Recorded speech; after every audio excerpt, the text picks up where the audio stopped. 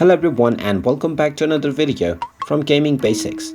In this video, I'm going to show you how to delete the Bridge Race app on your device. So let's get started right away. In order to uninstall the Bridge Race application from your device, there are various different methods.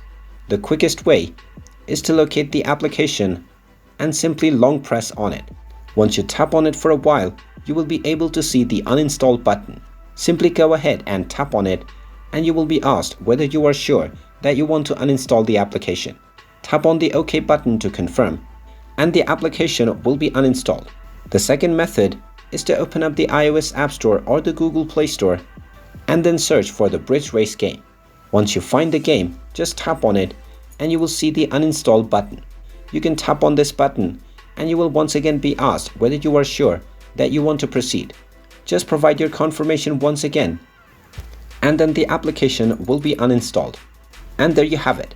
That is how simple it is to delete the Bridge Race application or game from your device.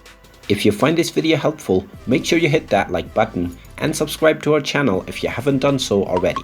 Also ring that notification bell to never miss another update from us. Thank you for watching and I will see you again in the next video.